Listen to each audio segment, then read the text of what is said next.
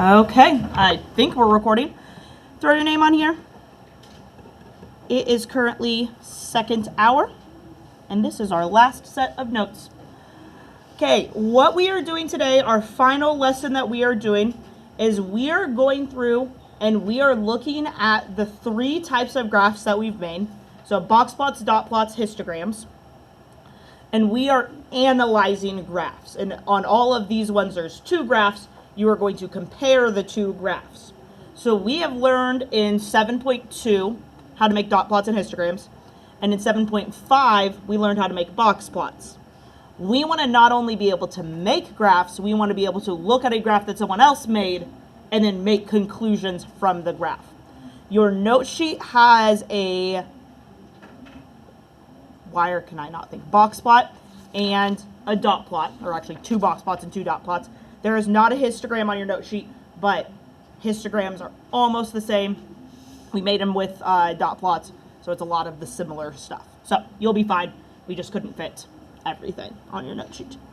Our first example is the height of two tree types in meters. So this is tree type A, this is tree type B, and these are both box plots. So a reminder about box plots. Box plots show us a 5-number summary. We don't know how many trees got measured here. We just know that for tree type A, our minimum was 8, our lower quartile was 12, our median was 18, our upper quartile was 20, and our maximum was 22. So that's what we know from this. We don't know how many trees there are.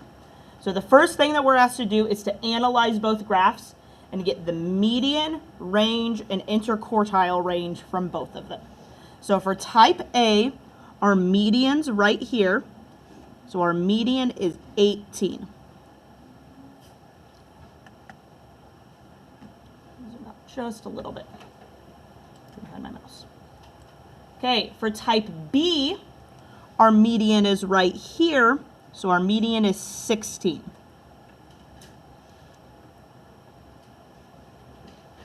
So we want to look at the middle of our box, or not the middle of our box, but wherever the line on our box is, that will find us our median.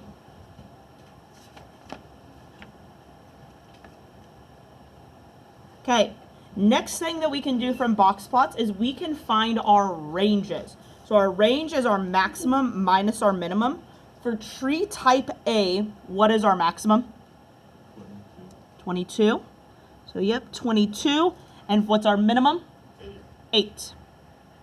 So I'm going to jot that down right here that this is how I got this. 22 minus 8. 22 minus 8 is 14.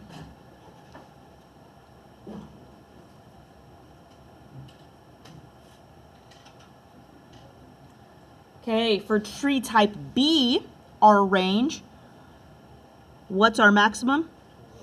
21. So we just have to know that in between 20 and 22 is 21, even if they're not all labeled. 21. And then our minimum is 11. So 21 minus 11 is 10. So I'm just jotting down what I did to get those.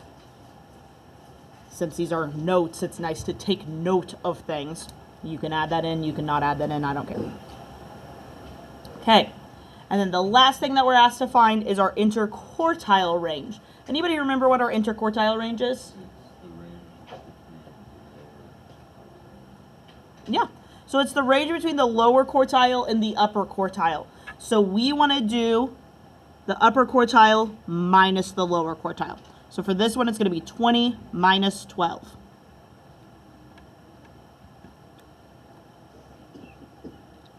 Minus 12 is 8.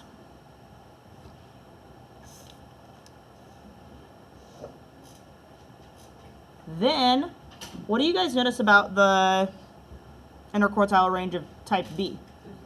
It's the exact same. It's not only the exact same distance, it's in the exact same location. It's also 20 minus 12. So it's also 8. So you guys can see that the middle 50% of those trees are all the same height. All right, so we have some like very concise, just find these facts about the graphs on every problem. So there is stuff like that on every problem. We'll ask median, range, interquartile range, We asked for some modes, some number of data points on ones where you can find the number of data points. And I think that's about it. Yeah. Mode, some other stuff. Then we are going to ask questions about the data. You can either use the graph or sometimes you can use the things that we just found. So the first question we have on this one is, which tree had a larger variety of heights? So if we are thinking variety, we are thinking how far spread out the data is. Which tree data was more spread out? Type A. What from here can let us know that type A is more spread out? The range. So type A had a larger range. Okay, as we work on today's assignment and as we work on our projects next week, there will be times that we ask you to use statistics to justify your answers. So when you answer something, you can't just say A. We want you to say A because it has a larger range, or it has a smaller median, or a larger mode. I don't know, I'm just making things up now. But we want you to use those statistics words to justify your answers. Okay, the next question, what percent of tree type A measured was taller than 20 meters? So let's go look back up at tree type A. And then let's do a quick little review here. What percent is all of my data? 100. Awesome. Okay. If I chop my data in half with my median, or not, it's not in half, it's the bottom half and the top half, but what percent is in between the minimum and the median and the maximum? 50 and 50. Okay. If I cut those in half with my quartiles, what percent is in each quartile? 25. Okay. So looking at tree type A, we want to know what percent was taller than 20 meters. So if I look from here to here, it's just this right whisker. What percent of my data is that going to be? 25. Because it'll be 25, 25, 25, and 25. So just above 20 meters is 25% of my data. Okay, my next question is, if 24 of type B were measured, so there are 24 trees of type B, how many of type B were above 12 meters? So I like to go look at my graph and label how many were in each quartile. I think that makes it easier. So let's go look at type B. If there were 24 trees measured, so 24% is 100%, what is 50% of 24 going to be? 12. What is 25% of 24 going to be? 6.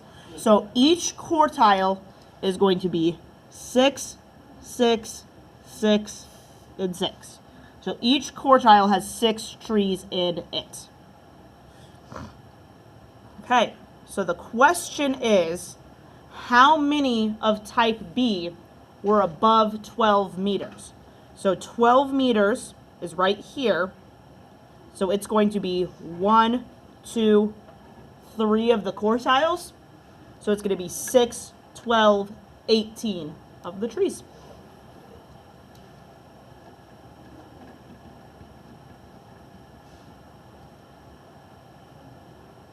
Okay. Any questions about that question?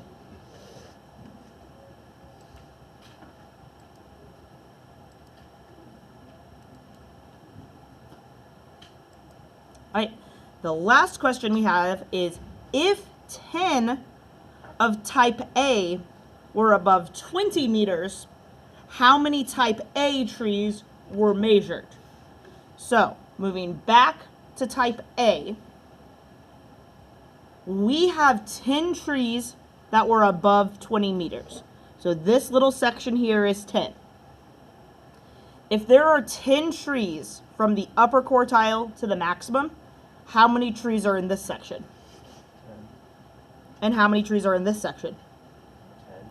And how many trees are in this section? 10. 10.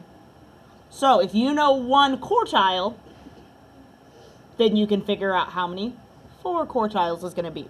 So if there's 10 trees that are above 20 meters, that means there's 10, 20, 30, 40 total trees. Okay, so we are using our box plots and our understanding that there's 25% of our data in each section to kind of extrapolate that. Any questions at the moment?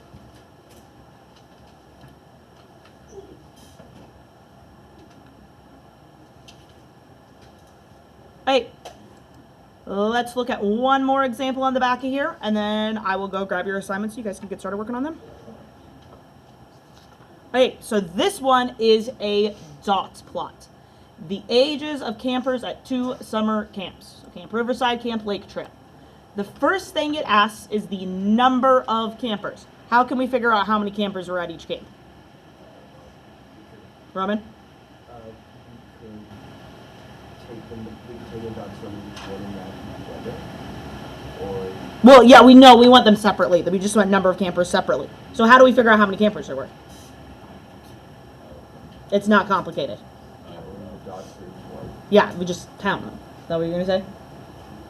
And he goes, is that what you're going to say? Okay, yeah, you just count up the dots. So for Riverside, there's 1, 2, 3, 4, 5, 6, 7, 8, 9, 10, 11, 12, 13, 14. Okay, go ahead and count the other one, and then we'll check together.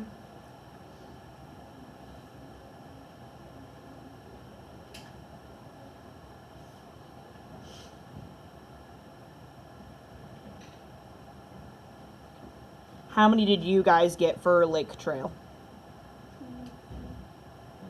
22? Okay, I got 22.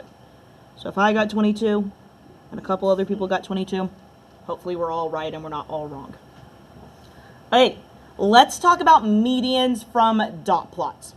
So I think a couple weeks ago when we were making dot plots, I showed you guys using your fingers, and it got real confusing. And then I realized halfway through the day, there is an easier way to explain this. If there are 14 campers, where will the median be? At 7.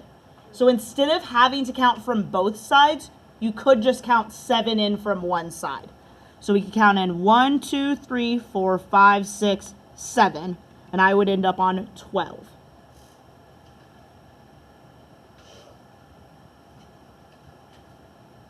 Okay, if there is 22 campers, where's the median going to be? 11. So I count in halfway to 11. 1, 2, 3, 4, 5, 6, 7, 8, 9, 10, 11. So that would be 9. If you have an odd number of numbers, you would just count in like 7.5 and see where, if you end up between, you would be able to just kind of average it out. Or actually, no, you would just count in 7 and then it would be the next one. It would be the 8th one because it would be 7 on each side if you had 15.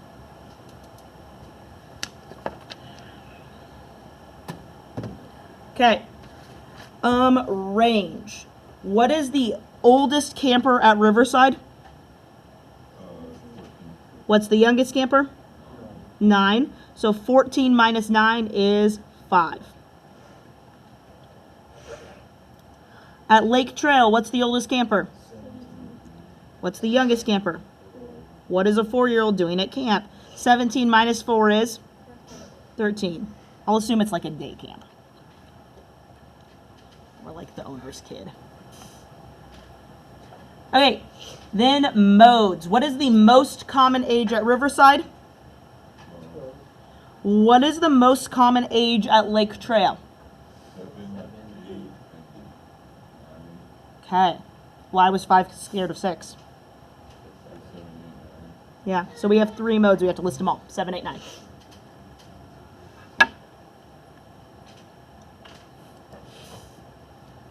Okay.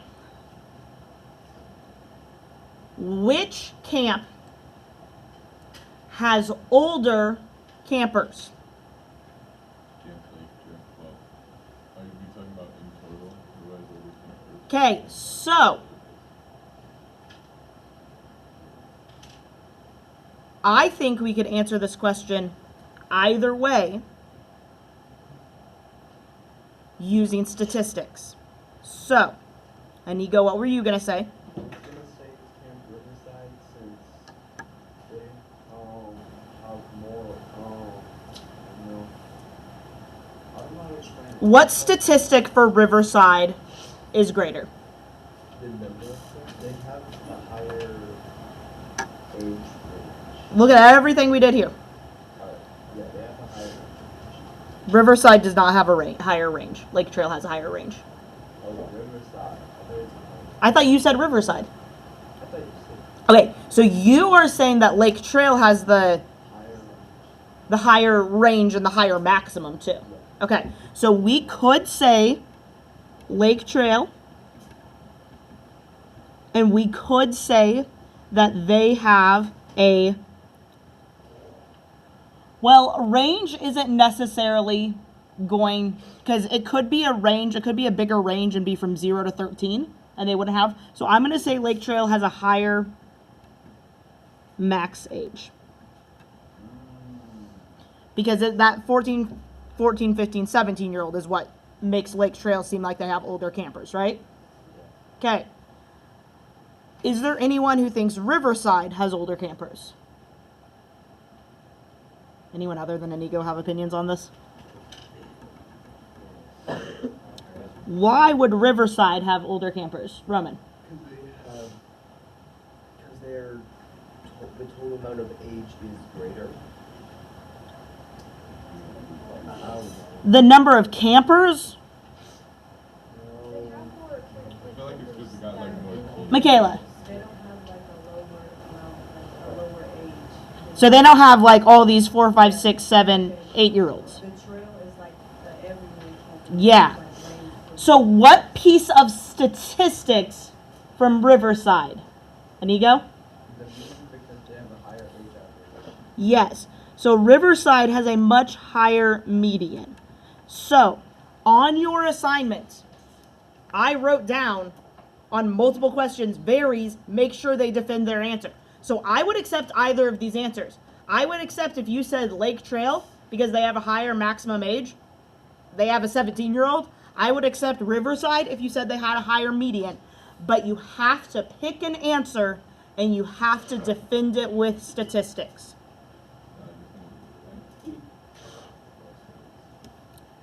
It's kind of like when you write an essay in English class, most of the time there's no wrong answer as long as you defend your thesis. Okay, which camp has an age that is an outlier? Lake Trail. Okay, 17-year-old. Lake Trail, and that age is that 17-year-old. So it's not that far of an outlier because it's only like 2 away from 15. But 14 and 15 are already 2 away from the 12. So if you look at the bulk of the data, this is a little bit far away. This is way far away. Okay, and then the last question, which camp enrolls a wider range of ages? Lake Trail. Lake Trail, they have the larger range. We already did that. All right, any questions at the moment?